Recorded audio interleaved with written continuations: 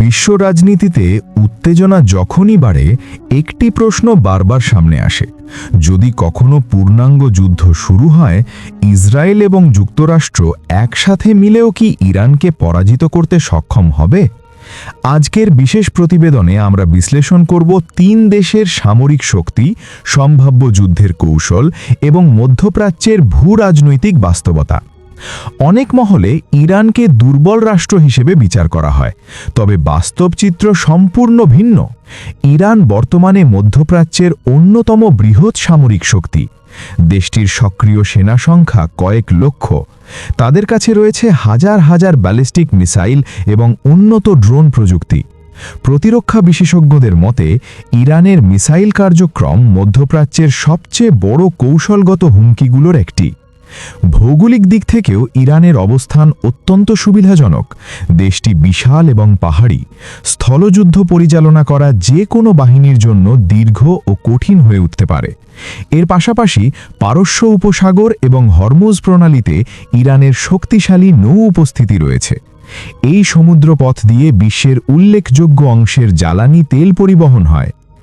যুক্তরাষ্ট্র বিশ্বের সর্ববৃহৎ সামরিক শক্তি। দেশটির প্রতিরক্ষা বাজেট বিশ্বের অন্য যে কোনো রাষ্ট্রের তুলনায় বহুগুণ বেশি। ওয়াশিংটনের সামরিক সক্ষমতার মধ্যে রয়েছে আধুনিক স্টেলথ যুদ্ধবিমান, পারমাণবিক সাবমেরিন, শক্তিশালী নৌবহর এবং উন্নত স্যাটেলাইট ও গোয়েন্দা প্রযুক্তি। সংঘাত শুরু হলে যুক্তরাষ্ট্র দ্রুত আকাশ এবং সমুদ্রের নিয়ন্ত্রণ নেওয়ার চেষ্টা করবে বলে বিশ্লেষকরা মনে করছেন।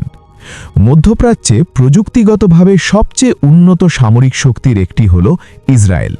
তাদের বিমান বাহিনী অত্যন্ত শক্তিশালী।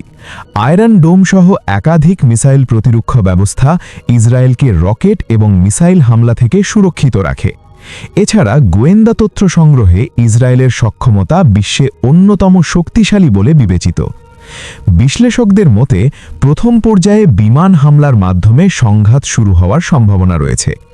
ইরানের সামরিক ঘাঁটি, মিসাইল সাইট এবং পারমাণবিক স্থাপনাগুলো লক্ষ্যবস্তুতে পরিণত হতে পারে। তবে ইরানও পাল্টা হামলা চালাতে সক্ষম। তাদের ব্যালিস্টিক মিসাইল ইসরায়েল এবং মধ্যপ্রাচ্যের বিভিন্ন সামরিক ঘাঁটিকেই লক্ষ্য করতে পারে। পারস্য উপসাগরে উত্তেজনা বাড়লে বিশ্ব জ্বালানি বাজারে ব্যাপক প্রভাব পড়বে। তেলের দাম লাফিয়ে বাড়তে পারে। বৈশ্বিক অর্থনীতিতে আতঙ্ক তৈরি হতে পারে। সবচেয়ে উদ্বেগজনক বিষয় হল, এই সংঘাত শুধু 3টি দেশের মধ্যে সীমাবদ্ধ থাকবে না। মধ্যপ্রাচ্যের বিভিন্ন সশস্ত্র গোষ্ঠী এতে জড়িয়ে পড়তে পারে এবং সংঘাত একাধিক দেশে ছড়িয়ে পড়ার আশঙ্কা রয়েছে। সামরিক প্রযুক্তি ও শক্তির বিচারে ইসরায়েল এবং যুক্তরাষ্ট্র এগিয়ে থাকলেও যুদ্ধের ফলাফল নির্ধারণে শুধু প্রযুক্তিই যথেষ্ট নয়। ভূগোল, রাজনীতি, অর্থনীতি এবং আঞ্চলিক বাস্তবতা সবকিছু মিলিয়েই যুদ্ধের পরিণতি নির্ধারিত হয়। বিশ্লেষকরা বলছেন, এমন একটি যুদ্ধে প্রকৃত অর্থে কোনো পক্ষই বিজয়ী হবে না, কারণ এর মাসুল গুনতে হবে পুরো বিশ্বকে।